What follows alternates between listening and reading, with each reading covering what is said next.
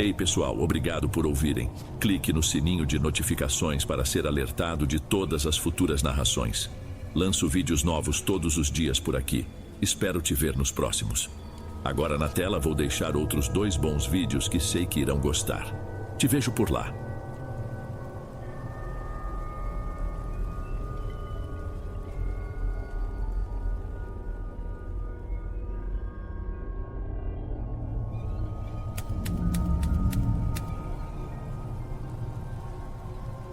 Boa noite, Dom. Meu nome é Ivone. O que eu vou contar aconteceu no começo de 2021, na casa que foi da minha mãe e que hoje é minha. É um lugar simples, sabe? Uma casinha de bloco, sem pintura por fora, com aquele piso de cimento queimado que está sempre frio, não importa o calor que faça lá fora. Fica numa área mais afastada, no fim de uma estradinha de terra, e tem um quintal grande nos fundos que sempre foi meu orgulho. Desde que me aposentei do posto de saúde que atende a nossa região, minha vida era cuidar daquele pedaço de chão. Eu tenho meus canteiros de chá de tempero e bem no meio do pátio, uma imagem de santa que minha mãe deixou em cima de uma base de cimento. Ao lado dela, a velha ameixeira que ela mesma plantou 1 ano antes de partir. Aquele canto era tudo para mim. Meus filhos já têm a vida deles na capital. Então, para ter uma renda extra e não ficar dependendo, eu arrumei o cômodo que fica nos fundos do terreno. É uma construção separada, pequena, que eu alugava de vez em quando. Nunca tinha dado problema, até eles chegarem. Apareceram numa tarde de céu limpo sem avisar. Um carro simples parou no portão e de lá desceram 3 pessoas.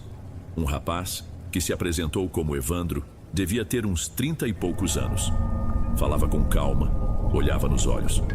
Com ele, uma moça muito quieta, Dira, que só balançava a cabeça e não me encarou uma vez sequer. E tinha a outra, uma senhora mais velha, a quem eles se referiam apenas como a senhora. Ela ficou parada perto do carro, enrolada num xale escuro apesar do mormaço, e parecia uma estátua. Disseram que precisavam de um lugar tranquilo, que o serviço de Evandro era por perto. A conversa foi respeitosa, o preço que pedi pareceu justo. Eu, querendo ajudar e também precisando do dinheiro, acabei concordando. Entreguei a chave e só pedi que não mexessem nas minhas plantas. Naquele momento não senti nada de errado. Foi só um negócio, eu pensei. Uma ajuda mútua. Na primeira semana mal notei que tinha gente morando ali. Não se ouvia música, nem conversas altas, nada. Era um silêncio quase total. Evandro saía bem cedo, antes de o sol esquentar de verdade, e só voltava à noite. Dira passava a maior parte do tempo dentro do cômodo, ou então ficava na porta, varrendo a mesma área por minutos a fio. A senhora eu via menos ainda. Às vezes, olhava pela janela da cozinha e a via parada perto do muro dos fundos, imóvel, apenas observando o mato. Tudo parecia em ordem, até que numa manhã, quando fui cortar umas folhas de cidreira para o chá, notei algo estranho. Bem no pé da minha ameixeira, enterrada na terra fofa, havia uma vela preta. Estava quase toda consumida, só restava a base de cera derretida. Achei esquisito. Quem acende uma vela preta no quintal dos outros? Mas não quis criar caso. Pensei que pudesse ser alguma crença deles, uma simpatia qualquer. Arranquei o toco de vela com a ponta de um galho e joguei no lixo, sem falar nada. No dia seguinte, a história se repetiu. Outra vela preta, dessa vez mais perto da imagem da santa. Era nova, com a cera escorrida apenas na base, como se tivesse queimado por pouco tempo durante a madrugada. Aquilo já me deixou com uma pulga atrás da orelha. Não era normal. Mas, de novo, o que eu ia dizer? Bater na porta deles e reclamar de uma vela? Podiam me achar ignorante, desrespeitosa. Decidi ficar na minha, apenas observar. A coisa mudou de figura no 3º dia. Não era mais só uma vela. No caminho de pedras que liga a minha casa ao cômodo dos fundos, havia um círculo desenhado no chão. Não era com giz, parecia ser feito de uma massa crua, meio grudenta, e em volta tinham colado umas penas de galinha pretas e opacas. Aquilo me deu uma sensação ruim, um aperto no estômago. Não era mais uma simpatia qualquer. Era sujo, era invasivo. Naquela mesma tarde, quando voltei da venda do vilarejo, encontrei uma galinha viva amarrada pelas patas num canto do quintal, bem onde eu costumava sentar para rezar. A bicha estava assustada, se debatendo, presa com uma fita vermelha. Senti um baque no peito. Soltei o bicho que correu sem rumo para o mato. Depois disso, entrei em casa, tranquei a porta e não saí mais naquele dia. Eu não disse nada a eles, mas a partir daquele momento eu soube. Algo estava muito errado. Depois daquele dia, a sensação de paz que eu tinha no meu próprio quintal desapareceu. O ar parecia ter ficado mais pesado, mais denso. Pelas manhãs, ao abrir a porta da cozinha, eu encontrava coisas. Um dia era um punhado de cinzas no batente. No outro, folhas secas arrumadas em formato de cruz. Uma vez, encontrei uma tigela de barro com uma água turva. E no fundo, uma mecha de cabelo que não era meu. A paciência acabou aí. Juntei coragem e fui até a porta do cômodo deles. Bati com força, mais do que o necessário. Dira abriu uma fresta. O rosto dela estava suado, os olhos arregalados, como quem não dorme há dias. Perguntei, tentando manter a voz firme: "Vocês andam fazendo alguma coisa no meu quintal?" Ela não respondeu. Apenas deu um passo para trás, como um bicho assustado, e fechou a porta na minha cara. Ninguém mais saiu para falar comigo. Nem Evandro, nem a senhora. Um silêncio total. Depois daquela vez que fui tirar satisfação, as noites viraram um tormento. Eu comecei a acordar sempre na mesma hora, entre 2 e 3 da madrugada, com a sensação de que não estava sozinha. Escutava barulhos no quintal. Não era o som de um gato ou de um gambá. Eram passos. Passos lentos, arrastados, de gente. Numa dessas noites, a curiosidade foi maior que o medo. Levantei e espiei pela fresta da persiana da janela do quarto. Vi sombras se movendo entre as minhas plantas. Não dava para ver rostos. Eram só manchas mais escuras no meio da noite. Um deles parou bem em frente à imagem da santa. Ficou ali por alguns segundos e depois simplesmente sumiu. Na manhã seguinte, a imagem estava manchada com algo gorduroso, uma sujeira escura que não saía por nada. Poucos dias depois, o ataque atravessou as paredes da minha casa. Dentro do meu próprio quarto, quando voltei do banheiro, encontrei farinha espalhada no chão, formando uma cruz. E no meio dela, havia uma boneca pequena, feita de pano com fitas amarradas no que seria a cabeça e um pedaço de tecido bordado com o meu nome, Ivone. Não sei como aquilo entrou ali. Eu tinha certeza de que havia trancado a porta do quarto. Mesmo assim, estava lá. Peguei a boneca com a ponta de uma sacola plástica com nojo e a guardei numa gaveta, sem saber o que fazer.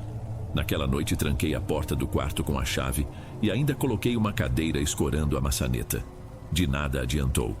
Quando acordei, a porta estava aberta de novo. Não escancarada, apenas entreaberta. O suficiente para o recado ser dado. Foi quando eu peguei o telefone e liguei para o meu filho.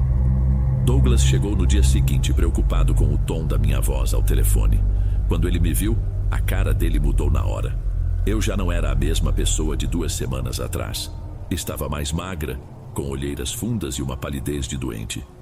Ele vasculhou a casa, olhou o quarto, a porta, as fechaduras. Mostrei a ele a boneca de pano. Ele a pegou com uma cara de nojo, virou-a nas mãos, viu o meu nome bordado e o rosto dele se fechou. "Que brincadeira doentia é essa, mãe?" Ele disse, a voz dura, diferente do habitual. "Nós vamos dar um jeito nesses inquilinos hoje mesmo." Mas eu sabia que não era uma simples brincadeira. Douglas, no entanto, é um homem da cidade, prático. Ele levou a boneca para o fundo do quintal, colocou dentro de uma lata velha, jogou álcool e ateou fogo. A fumaça preta que subiu tinha um cheiro enjoativo. Ele ficou olhando até a última brasa se apagar, como se o fogo pudesse queimar o problema junto. Naquela mesma semana comecei a adoecer de verdade. Primeiro veio uma tosse seca, persistente, que me deixava sem ar no meio da noite. Depois um cansaço que não passava, uma moleza nos ossos que era um custo até levantar da cama para fazer um café. Fui ao posto de saúde, me deram xarope, um remédio para a gripe. Não adiantou nada. A tosse piorou. Um dia, depois de um acesso mais forte, vi uma mancha vermelha no lenço. Sangue. Pouco, mas estava ali. Douglas me levou ao médico de novo. Fizemos exames. Dengue, gripe forte, pneumonia. Nada. Os resultados voltavam normais e os médicos me olhavam como se eu estivesse inventando os sintomas. "Mãe, a senhora está muito nervosa com essa gente", Douglas me dizia, tentando soar paciente. "Essa casa é velha. Deve ter mofo nas paredes. É isso que está atacando seu pulmão. A senhora mal está comendo, é normal se sentir fraca. Ele não entendia, ou não queria entender. Eu tentava explicar sobre os barulhos à noite, sobre a sensação de estar sendo observada. Ele ouvia, mas eu via a dúvida nos olhos dele. Ele achava que a solidão e o medo estavam me fazendo criar coisas. As noites eram as piores. Quando eu finalmente conseguia dormir, tinha sempre o mesmo pesadelo. A imagem da santa se partindo em 1000 pedaços, a minha ameixeira completamente seca e a terra do quintal rachada, como se não visse água há anos. Uma madrugada, acordei de repente com a certeza de que tinha alguém me olhando. Abri os olhos devagar. No canto escuro do quarto, perto do guarda-roupa, eu vi uma forma agachada. Não dava para ver rosto nem roupa, era só uma mancha de escuridão mais densa que o resto. Tentei me mexer, gritar, mas meu corpo não obedecia. Era um peso absurdo, como se eu estivesse afundando no colchão. Só conseguia mover os olhos, fixos naquela coisa imóvel. Depois de uma eternidade, que devem ter sido segundos, consegui puxar o ar e soltar um grito fraco.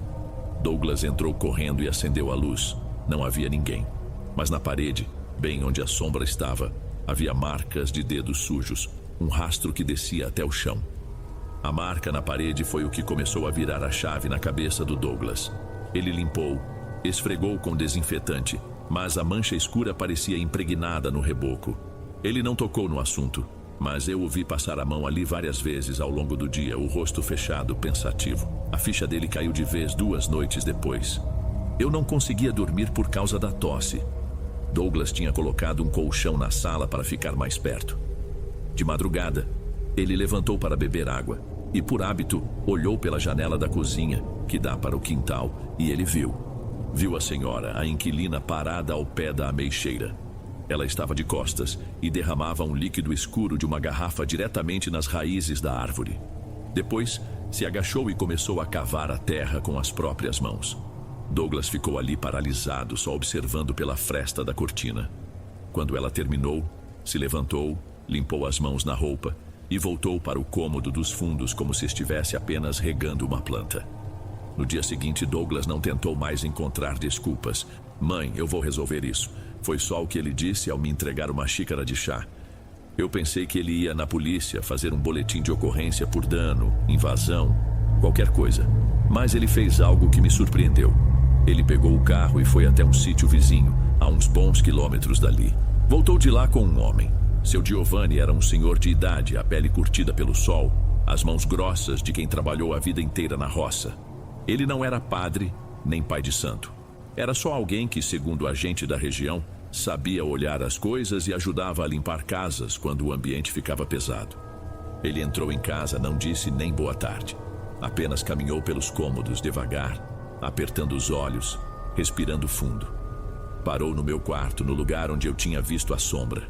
Passou a mão na parede manchada. A casa está aberta, ele disse com a voz grave.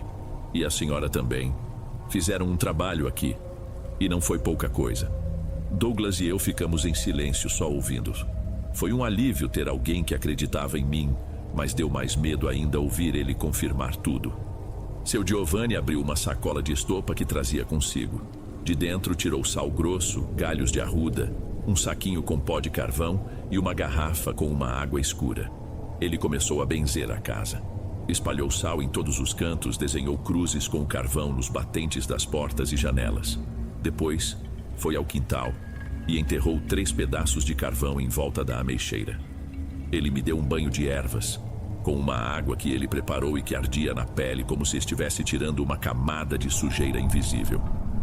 Naquela noite, pela primeira vez em semanas, eu consegui dormir por algumas horas seguidas sem pesadelos. O ar dentro de casa parecia mais leve. Foi uma trégua, uma pequena e frágil trincheira que seu Giovanni tinha cavado para nós. A paz durou pouco, exatamente 3 dias. As defesas que seu Giovanni colocou pareceram irritar o que quer que estivesse do outro lado, em vez de afastar. A coisa não só voltou, como voltou com mais força, mais pessoal. Era como se tivessem estudado nossas defesas e encontrado um jeito de passar por elas. Minhas plantas, que tinham melhorado um pouco, murcharam de uma hora para outra. A ameixeira, que era o coração do quintal, perdeu todas as folhas em menos de uma semana. Ficou só o esqueleto de galhos secos, apontando para o céu. No pátio voltaram a aparecer as oferendas.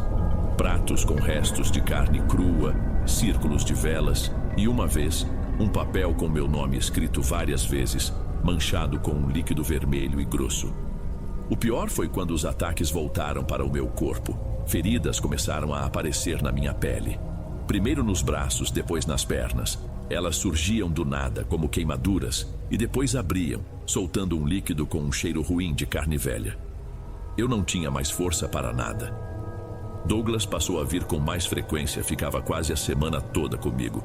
Ele não dizia muito, mas eu via o desespero crescendo nele. Uma noite, ele estava na varanda e viu a senhora jogar algo em pó ao redor da casa. Em outra ocasião, jurou ter visto 2 homens que ele não conhecia entrarem no cômodo dos fundos durante a madrugada. Eu já não queria mais sair do meu quarto, tinha medo, passava o dia todo ouvindo coisas. Murmúrios baixinhos que pareciam vir de dentro das paredes.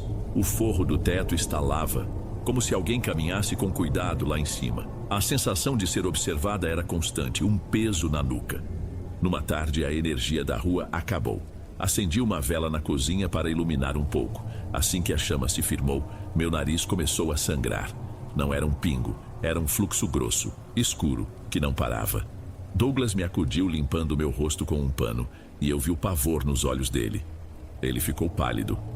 Naquela noite, ninguém dormiu. Os ruídos estavam por toda parte. No teto, no quintal, nas paredes, como se algo andasse dentro do reboco. Cada vez que eu tentava rezar, a chama da vela vacilava e se apagava. Douglas começou a dormir no chão do meu quarto. A gente não se separava mais. Tínhamos um medo irracional de que um de nós pudesse sumir se o outro desviasse o olhar por um segundo. Numa dessas madrugadas, ele acordou gritando. Sentou no colchão, suando, com os olhos arregalados. Eu sonhei com ela. Ele disse a voz trêmula. A senhora estava parada no pé da minha cama. Mas ela não tinha pálpebras, mãe. O olho era todo aberto. E ela me dizia coisas. Eu não entendia as palavras, mas sentia uma dor aqui no peito. Os ataques ficaram mais pessoais, mais baixos. Um dia encontrei minhas roupas de baixo que estavam no varal, jogadas no meio do quintal, sujas de terra. Outra vez, o espelho do banheiro apareceu com uma palavra escrita, como se tivessem usado um dedo molhado no vidro embaçado. Não consegui ler. As letras eram tortas, distorcidas. Apaguei aquilo com a toalha, tremendo. O cerco estava se fechando, nos sufocando aos poucos dentro da nossa própria casa. Douglas chamou seu Giovanni de novo. O bom homem veio, olhou a casa, as feridas no meu corpo, a árvore seca, e balançou a cabeça devagar. A cara dele era de quem sabe que aquilo era demais para ele. Meu filho, o que eu sei fazer é para benzer, para fechar o corpo contra o mal olhado. Ele disse a voz cansada para Douglas. O que tem aqui é outra coisa. É coisa assentada, amarrada na terra. Não adianta limpar por cima, precisa arrancar a raiz. Foi ele quem nos deu o nome de Dona Cleusa. Disse que ela morava longe, num lugar isolado e que não gostava de ser chamada por qualquer motivo, mas que o nosso caso era um desses. Ela sabe lidar com trabalho enterrado, ele disse. Douglas foi atrás dela no dia seguinte. Voltou só no começo da noite. Com ele veio uma senhora pequena, magra, de cabelo todo branco preso num coque apertado. Dona Cleusa. Ela desceu do carro, olhou para a minha casa, para a ameixeira morta, e seu rosto não mostrava nenhuma expressão. Trazia apenas uma pequena caixa de madeira escura nas mãos. Ela não entrou na minha casa. Caminhou direto pelo quintal, parando em pontos aleatórios, às vezes se agachando para tocar a terra. Deu uma volta completa no terreno. Por fim, parou e apontou para um canto perto do muro dos fundos, um lugar que a gente nunca dava atenção. É aqui, ela disse, a voz rouca e firme. O ninho deles está aqui. Cava. Douglas pegou uma pá e começou a cavar onde ela mandou. A terra ali parecia mais solta. Não demorou muito para a pá bater em algo oco.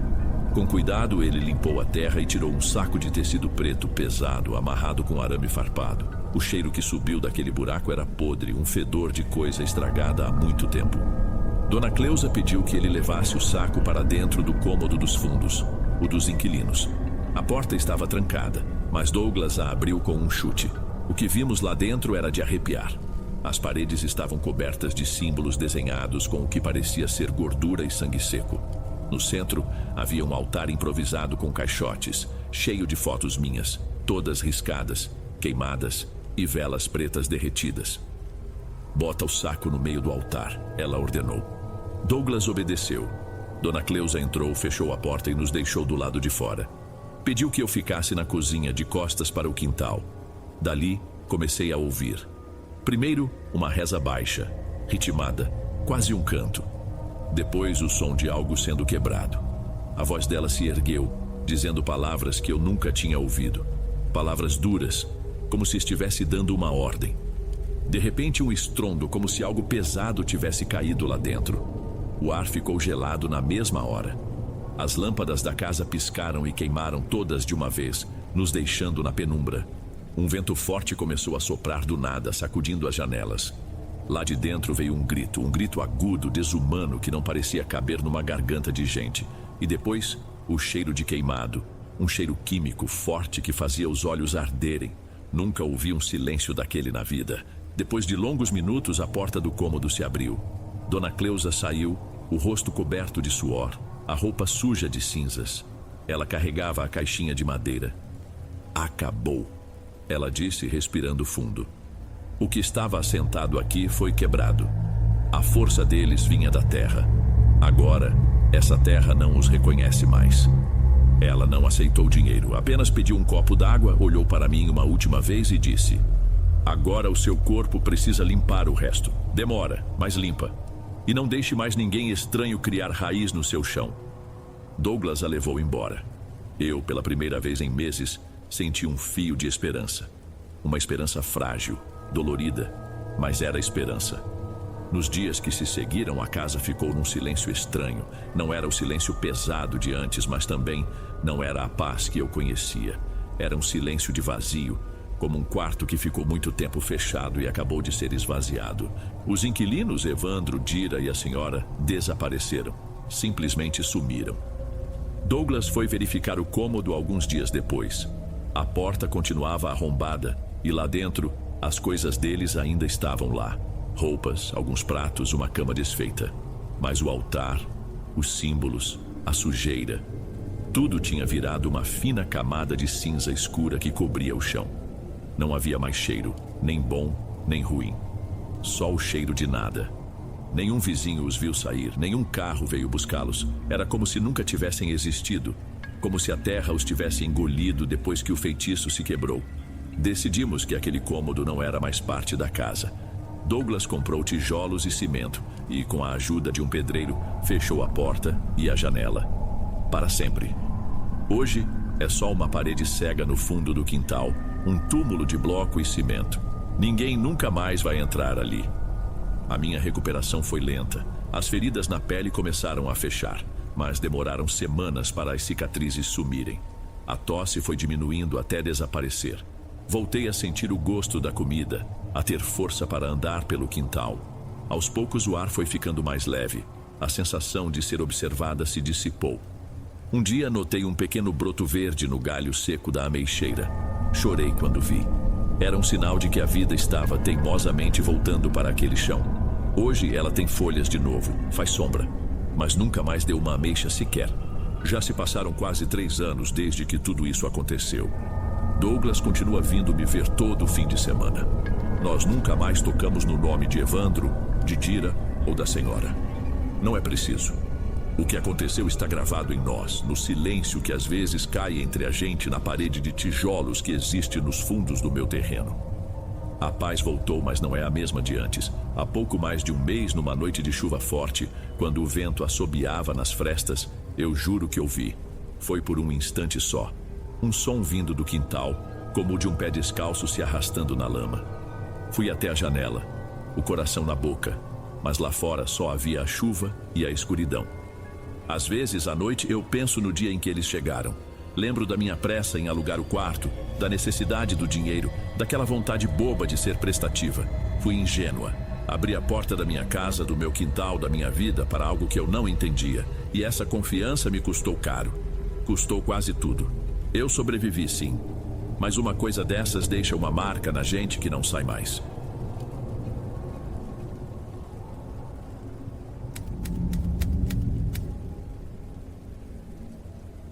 Meu nome é Esther.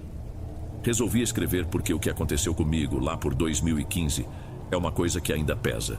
E quando eu digo que pesa, não é só uma força de expressão. Naquela época, eu era enfermeira na emergência de um hospital público enorme, um daqueles gigantes de concreto que parecem um labirinto por dentro. Eu já estava na área há alguns anos, o suficiente para o cansaço ter virado parte do meu uniforme. Sabe aquela exaustão que não melhora com uma noite de sono, que se infiltra nos ossos? Era essa. Eu me arrastava pelos corredores, fazia tudo no piloto automático e, sendo bem sincera, já nem lembrava mais porque tinha escolhido aquela profissão. Aquela noite de outubro, especificamente, parecia pior que as outras. Uma tempestade daquelas de verão, sabe? A chuva caía com força, um aguaceiro sem fim, e os trovões faziam os janelões do corredor principal tremerem. A energia da rua toda já tinha caído há horas e o hospital funcionava por conta do gerador. Um trambolho a diesel velho, que ficava num anexo, e o barulho grave e constante daquele motor já era parte do som do plantão. Mesmo com o gerador, a luz principal deu umas piscadas feias. Eu estava na bancada de enfermagem preenchendo uma ficha e vi o Yuri, um colega, olhar para o teto com aquela cara que todo mundo ali conhecia. Era o olhar de quem pensa. Só faltava essa. Se aquele motor parasse, com a UTI lotada de gente que dependia dos aparelhos, seria um desastre completo. Então, além do cansaço de sempre, o ar estava carregado com essa tensão. Uma mistura do cheiro forte de desinfetante com a umidade que entrava pelas frestas. Eu lembro de ter olhado o relógio na parede, marcando quase 2 da manhã e pensar que cada minuto parecia se arrastar. Eu só queria que o meu turno acabasse logo para eu poder ir para casa e me enfiar debaixo das cobertas. Mas aquela noite estava longe de acabar. Foi nesse momento que o telefone da emergência tocou.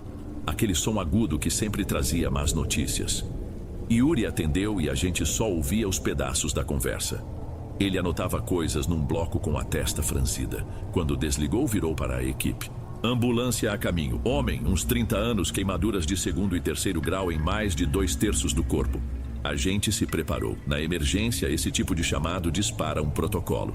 Todo mundo sabe o que fazer, onde ficar. Mas nenhuma preparação, nenhum treinamento poderia ter preparado a gente para o que chegou. Antes mesmo de a ambulância conseguir parar direito na entrada coberta, nós ouvimos um grito. Ele atravessou o som da chuva, o barulho do gerador, as portas de vidro. Não era um grito de dor comum, desses que a gente ouvia todo dia. Era uma coisa rasgada, contínua, que não parecia ser só de dor física. Tinha um desespero ali, uma agonia que fez todo mundo no corredor parar o que estava fazendo. O silêncio que ficou lá dentro pareceu pesar tanto quanto o grito lá fora. Quando as portas da ambulância se abriam, o som veio com força total. E eu vi. Dom, eu já tinha visto muita coisa feia na minha carreira. Acidentes de trânsito horríveis, ferimentos que nem parecem possíveis.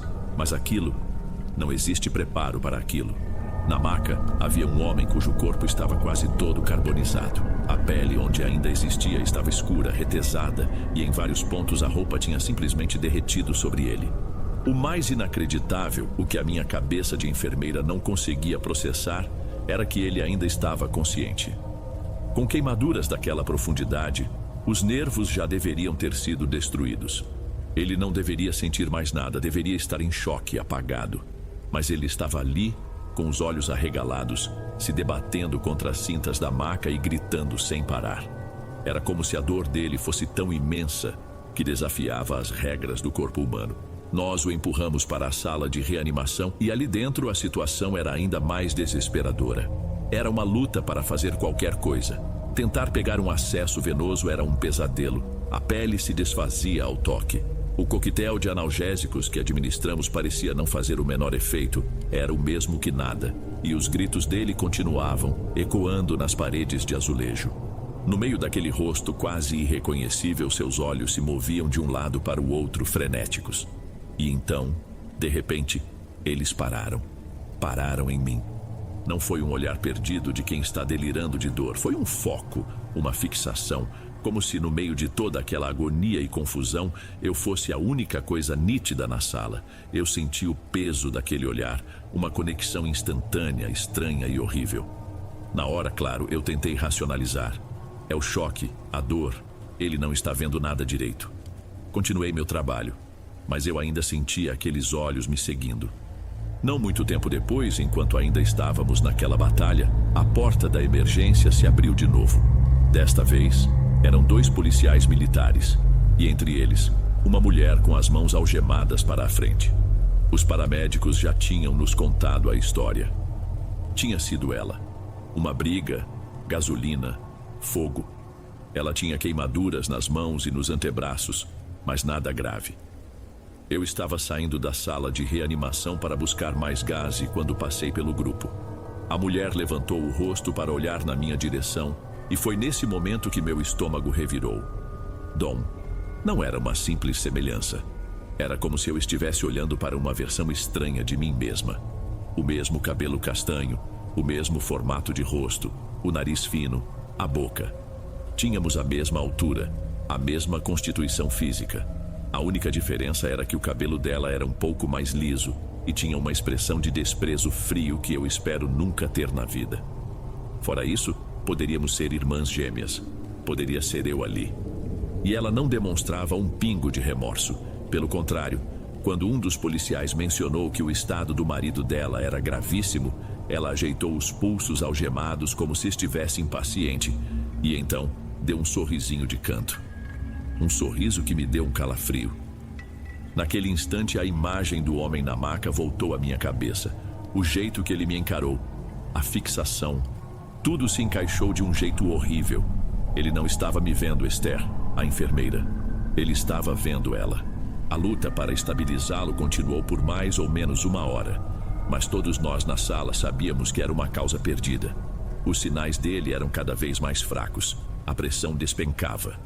Aos poucos, a correria foi diminuindo e a gente começou a aceitar que não tinha mais o que fazer. E então o mais estranho aconteceu: o silêncio. Depois de tanto tempo, os gritos dele pararam. Eu estava ao lado da maca trocando uma bolsa de soro quando ele abriu os olhos novamente. Mas dessa vez, não havia mais fúria ou a agonia frenética. O que tinha naquele olhar era uma tristeza profunda, resignada. Uma única lágrima escorreu do canto do olho dele, deixando um rastro limpo na pele queimada da têmpora. Ele ainda estava olhando na minha direção. Um instante depois, a linha no monitor cardíaco, que subia e descia de forma caótica, se tornou reta. O apito contínuo do monitor preencheu a sala por alguns segundos antes que o médico o desligasse. Ele olhou para o relógio na parede. Hora do óbito, 3h15 da manhã. Ninguém fala muito nessas horas. A equipe começa a se dispersar, cada um voltando para sua função, guardando os equipamentos em silêncio. É um ritual silencioso. Eu ajudei a puxar o lençol branco sobre o corpo e saí da sala sentindo um vazio estranho. Foi quando eu estava no corredor, já a caminho da copa para tomar uma água, que eu senti pela primeira vez uma coisa na minha nuca, bem na junção com os ombros. Um peso. Não chegava a ser uma dor. Era mais uma pressão, como se alguém tivesse deixado a mão ali por um segundo e o calor tivesse ficado. Eu passei a mão no local, estalei o pescoço e eu botei a culpa na tensão. Estresse, cansaço, o corpo reclamando depois de uma emergência daquelas. Fazia todo sentido. Eu só não podia imaginar que aquela sensação tinha chegado para ficar. A vida no hospital tem um jeito cruel de seguir em frente. Não importa o que tenha acontecido. A história daquela noite virou um assunto sussurrado nos corredores por 1 ou 2 dias e depois, como sempre, foi esquecida com a chegada de novas emergências. Pelo que ficamos sabendo, a esposa do rapaz foi presa em flagrante. Fim da história. Pelo menos, era o que a gente pensava. Passaram-se alguns dias. Eu estava novamente no plantão da noite. Por sorte, a emergência estava mais calma. E eu aproveitei para fazer a ronda na unidade de queimados, que ficava no mesmo andar, no fim de um corredor comprido. Havia apenas um paciente ali, um senhor que sofreu um acidente com água fervente nas pernas. Ele estava se recuperando bem, mas sentia muita dor.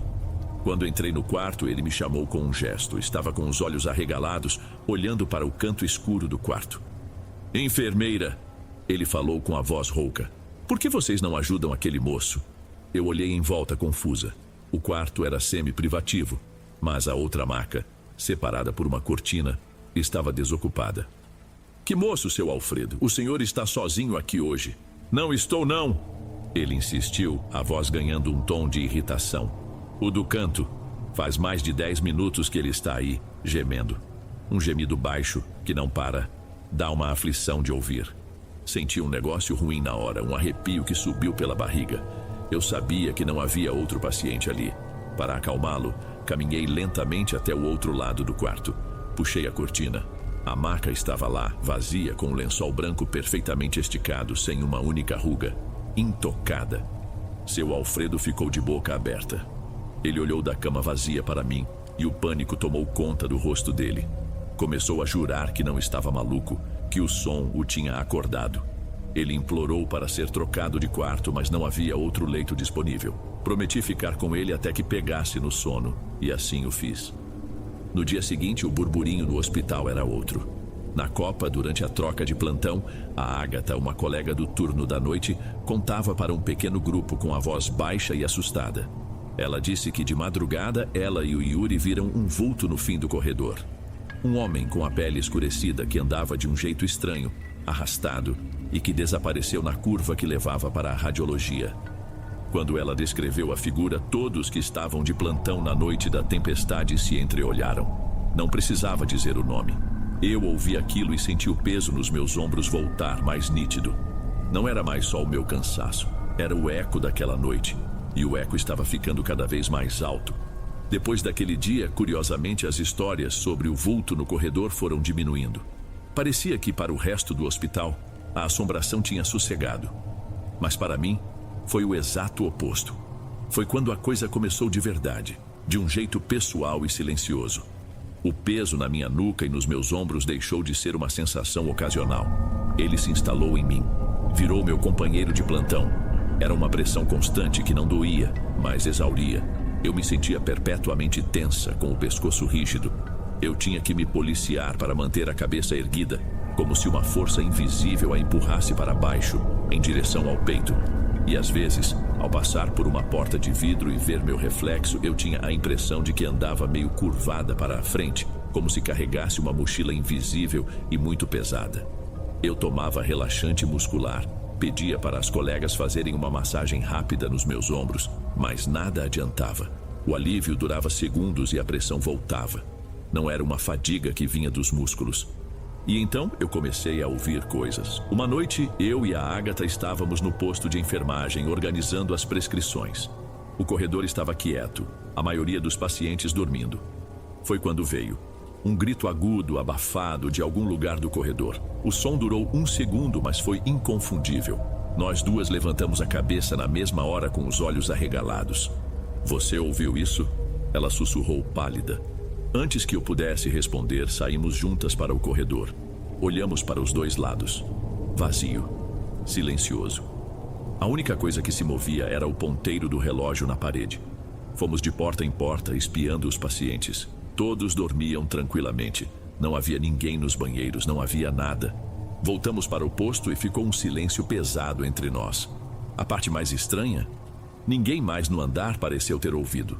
Um técnico de enfermagem que estava num quarto a poucos metros de distância não ouviu absolutamente nada. Parecia que aquele grito tinha sido só para nós duas. Depois disso, comecei a ver vultos. Sabe aquela mancha escura que passa no limite da sua visão? E quando você vira a cabeça não tem nada? Acontecia o tempo todo.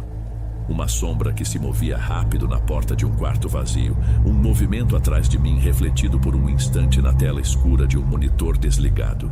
Eu me agarrei com todas as forças à explicação mais lógica. Era o cansaço, exaustão. A síndrome de burnout que todo profissional de saúde conhece bem. Eu estava emendando turnos, dormindo mal, vivendo sob um estresse absurdo. Era óbvio que meu cérebro começaria a me pregar peças. Tinha que ser isso.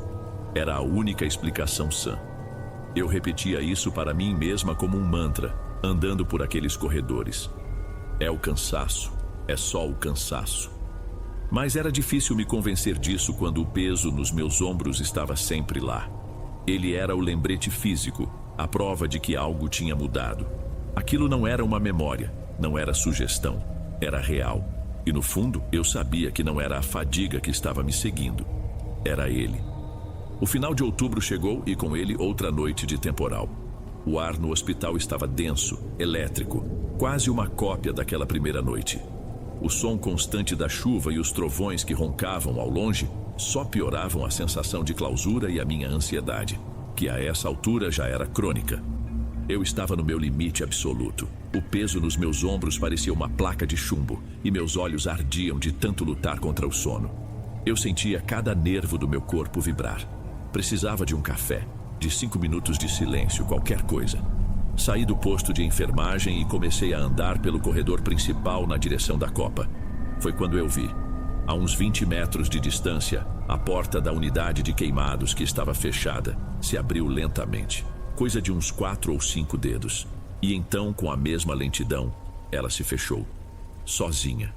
Dessa vez eu nem tentei arranjar uma desculpa. Não tinha corrente de ar, não tinha ninguém ali. Eu só engoli em seco, desviei o caminho e entrei no primeiro banheiro de funcionários que encontrei. Eu precisava jogar uma água no rosto, precisava sentir algo real para me tirar daquela pilha de nervos. O banheiro era um cômodo pequeno de azulejos brancos e gastos e estava vazio. O único som era o zumbido baixo da lâmpada fluorescente no teto. Me apoiei com as 2 mãos na pia de louça fria, abri a torneira e joguei água gelada no rosto 1, 2, 3 vezes. Eu queria com toda a força que aquela água levasse embora não só o cansaço, mas o peso, a paranoia, tudo. Fechei a torneira. O silêncio voltou, quebrado apenas pelo som das gotas que caíam do meu queixo na pia. Respirei fundo, tentando acalmar o coração. E então, levantei a cabeça e abri os olhos para encarar meu reflexo no espelho manchado.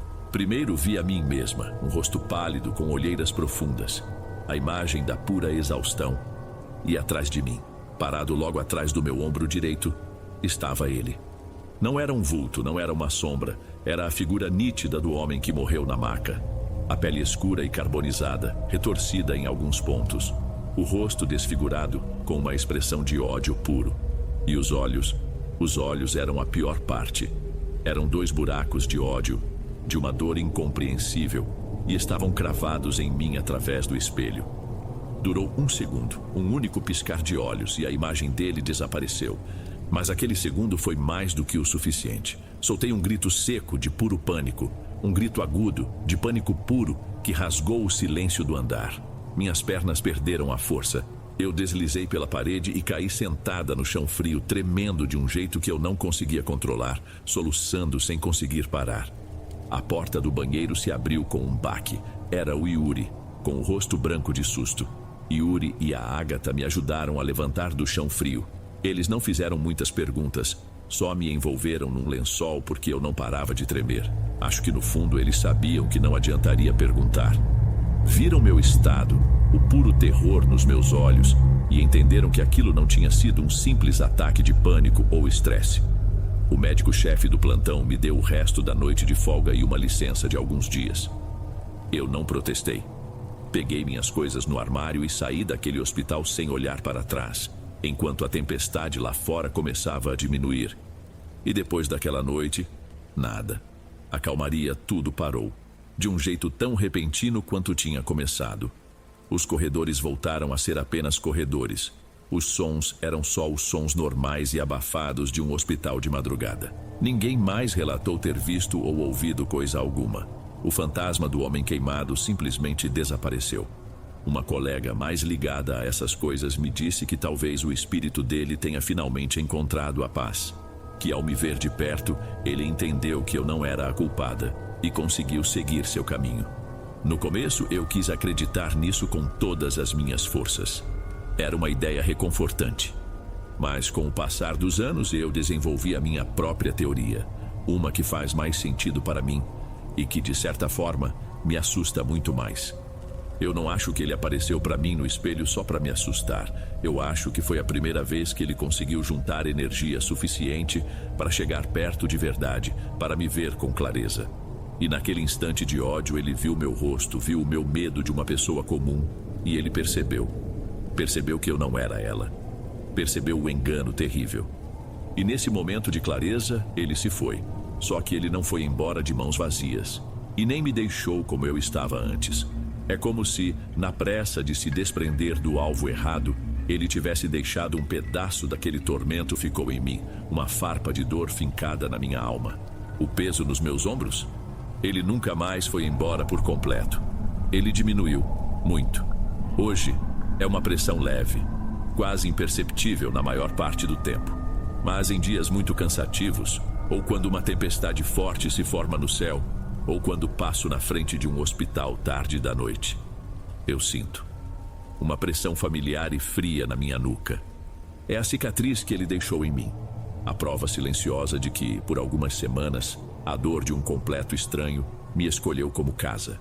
E uma parte dela nunca mais quis ir embora.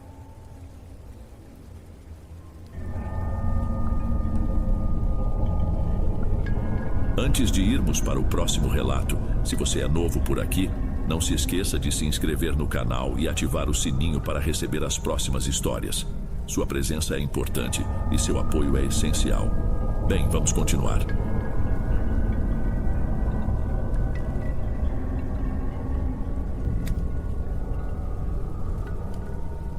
Boa noite, Dom.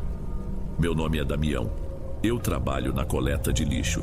É um serviço pesado que a maioria das pessoas prefere ignorar, mas que alguém tem que fazer. O salário não é grande coisa, mas paga as contas. Naquela época, meu parceiro de rota era o Breno, um cara gente boa, um pouco mais novo que eu, que sempre tentava manter o bom humor, mesmo naquele frio da madrugada no inverno. Nossa jornada começava tarde quando a cidade ia se esvaziando. A gente ia pendurado na parte de trás do caminhão, saltando em cada esquina, pegando os sacos e jogando tudo para dentro daquela boca de metal. O barulho da prensa esmagando as coisas era a trilha sonora da nossa noite.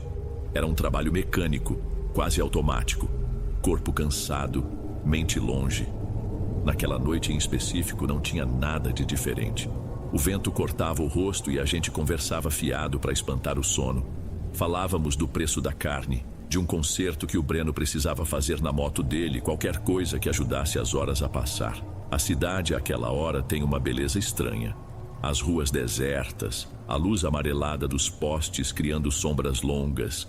Mas quando se faz isso toda noite, a beleza vira só o cenário do cansaço mesmo. A gente já estava quase na metade do percurso, entrando numa parte mais antiga da cidade, um bairro residencial com um monte de sobrados velhos, um do lado do outro. As ruas ali eram mais estreitas e o silêncio era maior. Era sempre a parte mais arrastada do turno. Foi numa dessas ruas que a gente parou em frente a uma casa que me chamou a atenção. Diferente das outras, que mostravam algum sinal de vida, uma luz acesa, o som abafado de uma televisão, essa estava completamente escura. A pintura estava gasta e tinha um ar de abandono, como se os moradores tivessem saído às pressas. Na calçada, tinha um amontoado de sacos de lixo e algumas caixas de papelão abertas, molhadas pelo sereno. "O pessoal fez a limpa, hein?" Breno comentou já saltando do caminhão. Eu desci logo atrás. Era uma quantidade de lixo maior que o normal para uma casa só. Enquanto Breno pegava os sacos mais pesados, eu fui juntar umas coisas que estavam espalhadas por uma das caixas. Eram restos de coisas quebradas, papéis velhos, o tipo de entulho que sobra de uma mudança. Foi aí que eu vi. No meio de cacos de louça e pedaços de madeira, tinha um objeto que não combinava com o resto. Era um espelho de mão, daqueles antigos, com a borda de metal escurecido, toda trabalhada com uns desenhos de flores. Ao passar o dedo pela borda, senti que as flores não eram flores, mas algo que parecia um emaranhado de cabelos e dedos finos. O vidro estava trincado, mas ainda refletia a luz do poste de um jeito esquisito. Peguei o objeto na mão, estava frio, mais frio que o ar da noite. Por um segundo tive uma sensação muito estranha, uma espécie de peso. Não no objeto em si, mas no ar ao meu redor. Foi como entrar numa sala onde duas pessoas acabaram de ter uma briga feia, sabe? Aquela tensão que fica impregnada. Olhei para a casa escura e senti um mal-estar no corpo que não era de frio. Parecia que alguém estava me observando da janela do andar de cima. Balancei a cabeça tentando tirar aquela besteira do pensamento. Era só o cansaço, a sugestão da noite. Eu já estava criando coisa onde não tinha. "Anda logo, Damião!" Valdir, o motorista, gritou da cabine, a voz impaciente. Dei uma última olhada para o espelho. Por um instante pensei em guardar ele. Era um objeto bonito, apesar de quebrado. Mas que diabos eu ia fazer com aquilo? Sem pensar mais, joguei-o com força na direção da caçamba do caminhão. Ouvi o baque surdo quando ele sumiu no meio do resto do lixo. Subimos de volta na traseira do caminhão e seguimos em frente. Tentei voltar a conversa com o Breno, mas a imagem daquela janela escura não saía da minha cabeça. A gente seguiu por mais uns 20 minutos, talvez meia hora. O trabalho continuava o mesmo. Desce, pega o lixo, joga no caminhão, sobe de novo. O ritmo constante e o esforço físico deveriam ter limpado minha mente, mas a sensação ruim daquela casa não passava. Pelo contrário, parecia que tinha se agarrado em mim. Eu me pegava olhando para os lados toda hora, para as bocas de becos, para os portões escuros das casas, para o teto dos prédios. Era uma vigilância sem sentido, eu sei. Eu estava procurando por algo sem nem saber o que. Breno percebeu, claro. Que foi, cara? Perdeu alguma coisa? Ele perguntou rindo enquanto a gente se segurava nas alças com o caminhão em movimento. Não, nada. Só achei aquela casa esquisita. Eu respondi, sem querer dar muito detalhe. O caminhão fez uma curva, entrando numa avenida mais larga e um pouco mais iluminada. Foi nesse momento que aconteceu. Eu estava olhando para o lado, para o reflexo da nossa própria imagem no vidro de uma loja de móveis fechada. Vi a gente ali, duas figuras de uniforme penduradas na traseira de um veículo enorme e barulhento. Então, no reflexo, por uma fração de segundo, eu vi uma terceira figura. Não estava pendurada como nós. Estava em cima do caminhão, agachada no teto. Era só uma silhueta pálida contra a escuridão, com algo que parecia um cabelo longo e escuro caindo para os lados. A cabeça dela virou na minha direção, no reflexo, e foi aí que eu me virei de verdade. Meu pescoço estalou com a velocidade. Olhei para cima do caminhão, para o lugar exato onde a figura deveria estar. Não havia nada. Absolutamente nada. Só o teto de metal sujo e a noite acima. Meu coração deu um pulo tão forte que pareceu que ia sair pela boca. Minha mão agarrou a alça de segurança com tanta força que meus nós dos dedos ficaram brancos. O ar sumiu dos meus pulmões por um instante. Ei, Damião, tudo bem? A voz do Breno soou distante. Eu não conseguia responder. Fiquei ali olhando fixamente para o teto vazio, tentando processar o que meus olhos tinham acabado de registrar no reflexo. Não podia ser real. Tinha que ser um jogo de luz. Um reflexo sobre outro reflexo. Uma daquelas falhas que a visão da gente prega quando estamos exaustos. Sim, só podia ser isso. O cansaço extremo da madrugada. Eu estava trabalhando demais, dormindo de menos. Forcei o ar para dentro dos pulmões tentando me acalmar. Tinha que ser isso. Tinha que ser. Breno me sacudiu pelo braço. Ô, tá surdo? Falei com você. Você tá branco que nem papel. A sacudida me trouxe de volta. Pisquei algumas vezes, a imagem do reflexo ainda queimando na minha mente. Mas a realidade era só o Breno me olhando com uma cara de preocupação misturada com impaciência. Eu vi uma coisa. Minha voz saiu mais baixa e rouca do que eu esperava. Viu o quê? Um rato do tamanho de um gato? A gente vê isso toda noite. Ele tentou fazer graça, mas eu não tinha a menor condição de rir. Não, cara, sério, ali em cima? Apontei com a cabeça para o teto do caminhão. Tinha alguém ali. Breno acompanhou meu gesto. Olhou para o teto vazio, franziu a testa e depois olhou para mim como se eu tivesse acabado de dizer que o caminhão podia voar. Alguém? Damião, qual é? Não tem ninguém aí. Quem ia subir aí com o caminhão andando? Eu sei que não tem ninguém agora, mas eu vi. No reflexo da loja. Tinha alguém agachado ali. Uma mulher, eu acho. Pálida. Ele ficou me encarando por uns segundos e o olhar dele foi mudando de confusão para uma espécie de pena. Ele deu aquele sorrisinho de canto de boca, o mesmo que ele dava quando eu reclamava do time dele. Cara, você precisa dormir, tá vendo coisa já. Deve ser o sono, o cansaço. A gente tá nessa desde as 10 da noite. É normal a vista pregar umas peças. Eu queria insistir, queria gritar que eu não estava louco, que a sensação na casa abandonada e aquilo que eu vi estavam conectados de alguma forma. Mas como eu ia explicar isso? Soaria como um maluco. O Breno já estava me olhando daquele jeito. Imagina o Valdir, que não tinha paciência nem para semáforo fechado. Eu disse por fim, abaixando a cabeça. Deve ser. Cansaço. A palavra saiu da minha boca, mas meu cérebro não acreditava nela. Eu me senti um idiota. Por que eu fui abrir a boca? Agora, além do medo, eu tinha que lidar com a vergonha. Breno me deu um tapa amigável nas costas, um gesto que era para ser de apoio, mas que só me fez sentir mais isolado. Relaxa aí, falta pouco pra gente parar para tomar aquele café. Já já você acorda de vez. Ele se virou para frente e a conversa morreu. O resto do caminho até a próxima parada foi em silêncio. Um silêncio que para mim estava cheio de ruído. O vento, o motor do caminhão, cada solavanco, tudo parecia amplificado. E eu não conseguia parar de olhar para o teto de metal logo acima da minha cabeça. Paramos numa rua residencial larga, daquelas com árvores de um lado e do outro. A noite já pesava. Acho que devia ser umas 2 da manhã. O silêncio era quase total, quebrado só pelo zumbido grave do motor do caminhão em ponto morto. Eu e Breno descemos e começamos a juntar os sacos na calçada. Eu ainda estava com aquela sensação ruim, mas tentava me concentrar no trabalho, no movimento, em qualquer coisa que não fosse o teto do caminhão. Juntamos uns 4 ou 5 sacos perto da caçamba. O procedimento era simples. Um de nós apertava o botão verde na lateral do caminhão, que acionava a placa hidráulica para erguer a parte traseira. E depois o botão vermelho que ligava a prensa lá dentro para esmagar tudo e abrir espaço. Normalmente, era o Breno que fazia isso. Mas dessa vez nenhum de nós tinha sequer se aproximado do painel de controle. Estávamos a uns 2 passos de distância, com as mãos cheias de sacos, quando um ruído metálico e agudo cortou o silêncio da rua. Um clique alto, como o de um disjuntor pesado sendo acionado. E então o caos começou. A placa hidráulica traseira começou a se erguer sozinha, com um gemido metálico longo e protestado. Ela subiu de uma vez, batendo com força no limite do mecanismo. Logo em seguida, sem pausa, a prensa lá de dentro foi acionada. O barulho foi ensurdecedor. Uma sequência de estalos e rangidos violentos, o som de metal comprimindo metal e triturando o que quer que estivesse lá dentro. Era um som que a gente conhecia bem, mas que naquele momento soou como a coisa mais aterrorizante do mundo, porque ninguém tinha dado o comando. Eu e Breno demos um pulo para trás, largando os sacos de lixo no chão. Nossos olhares se cruzaram no mesmo instante, ambos com os olhos arregalados.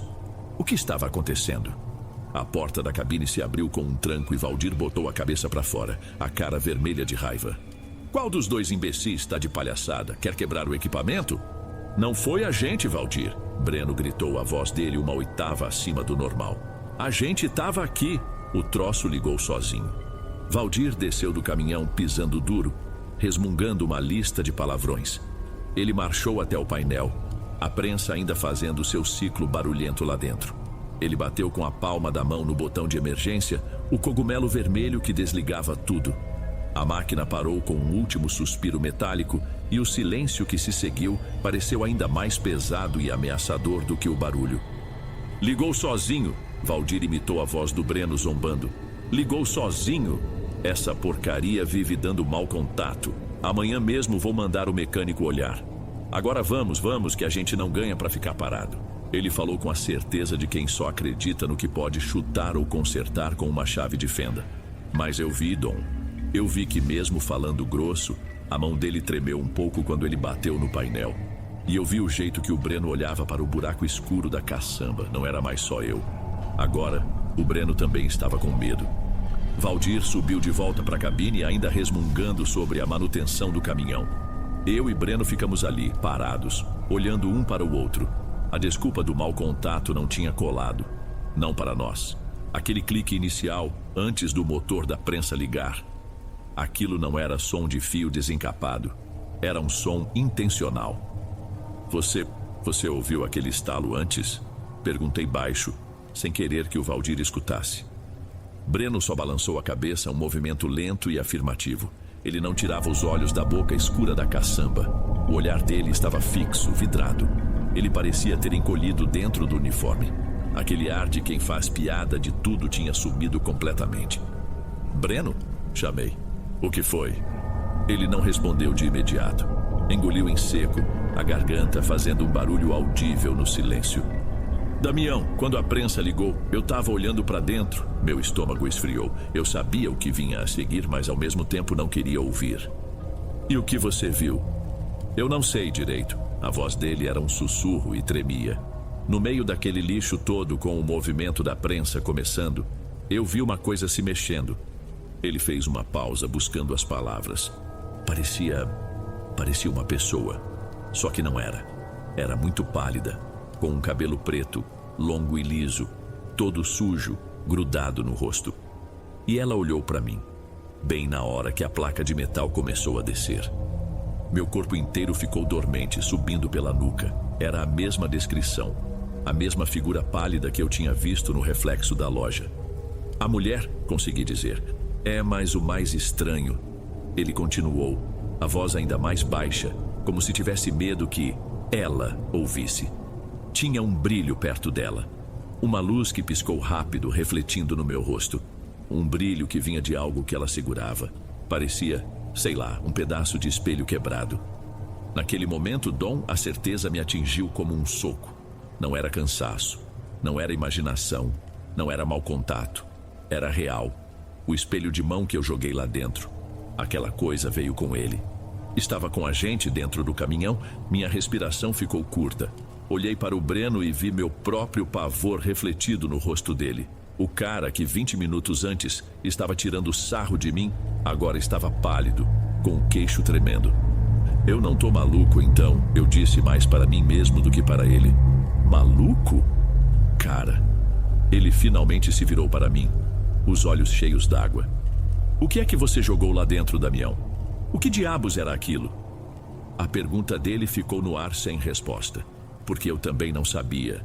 E o pior era que agora nós dois estávamos presos na traseira daquele caminhão, com aquela coisa viajando conosco, escondida a poucos metros de distância no meio da escuridão e do lixo. Voltamos ao trabalho, mas não éramos mais os mesmos.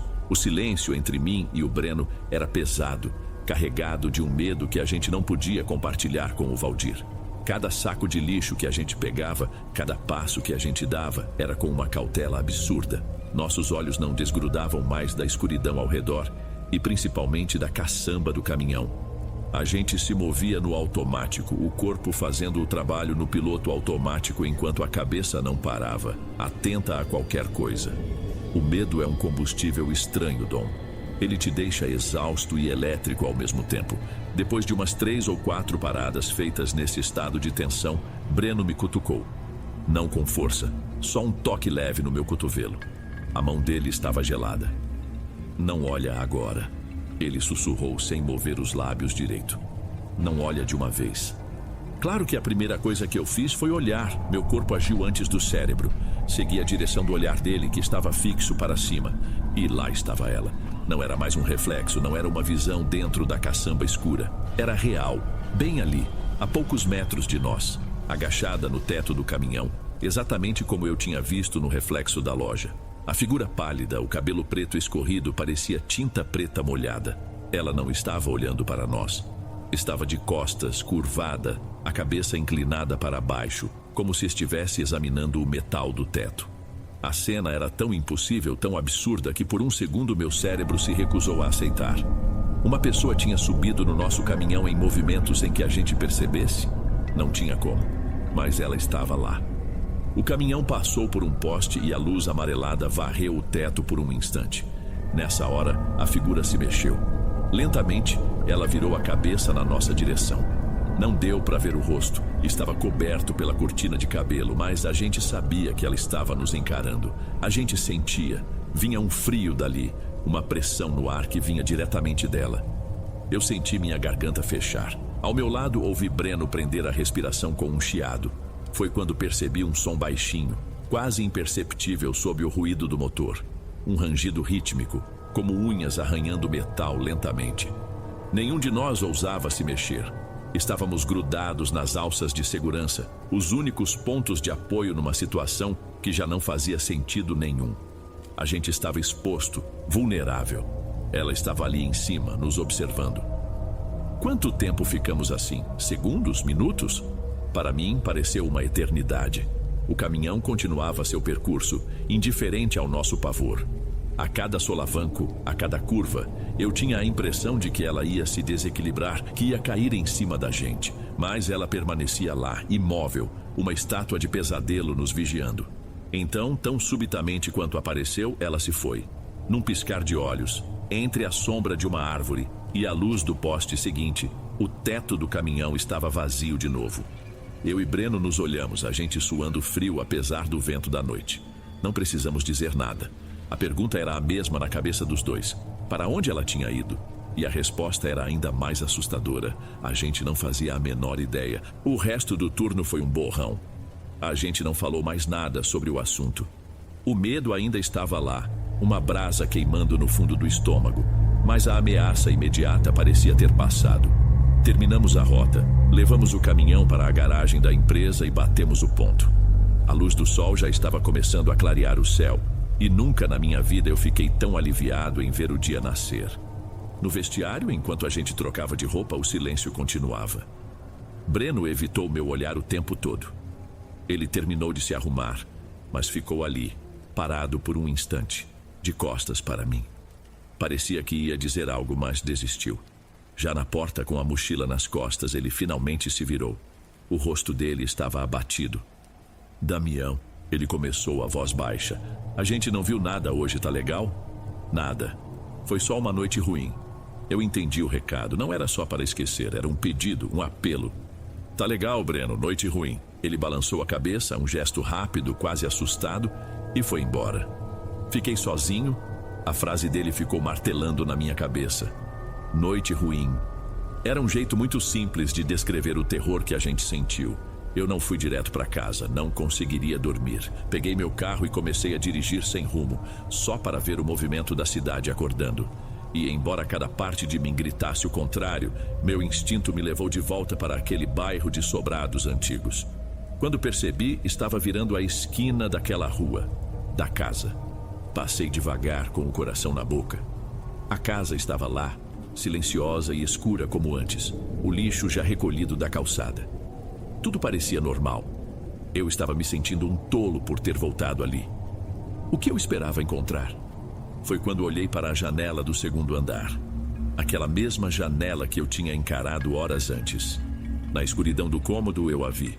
Não era uma silhueta, não era um vulto, era ela, parada. O rosto pálido, o cabelo preto e liso caindo sobre os ombros. Ela não se mexia, apenas estava ali, olhando para a rua. E numa das mãos, ela segurava o espelho. O mesmo espelho de mão com a borda de metal trabalhado. O vidro trincado refletiu a luz do sol nascente por um instante. Um brilho rápido que pareceu um piscar de olho. Ela não estava olhando para mim especificamente, estava só, olhando. Como se tivesse voltado para o seu lugar. Como se estivesse esperando. Pisei fundo no acelerador e saí dali o mais rápido que pude, sem olhar para trás. Isso foi em 2019. Eu e o Breno nunca mais tocamos no assunto. Mas nossa relação de trabalho mudou. Às vezes, no meio do turno, nossos olhares se cruzam. E eu sei que ele está lembrando da mesma coisa que eu. É um trato que a gente fez sem precisar falar nada, só no medo. Eu continuo no mesmo trabalho, Dom, mas nunca mais olhei para um saco de lixo do mesmo jeito. Fico imaginando o que as pessoas jogam fora. As histórias, as mágoas, as tristezas que elas descartam. E às vezes eu acho que algumas coisas se recusam a ser jogadas fora. Elas só precisam de alguém idiota como eu, para dar uma carona.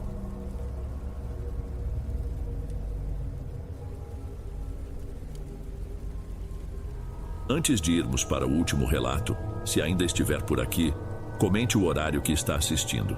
Gosto de saber quem assiste os relatos até o final. Bem, vamos continuar.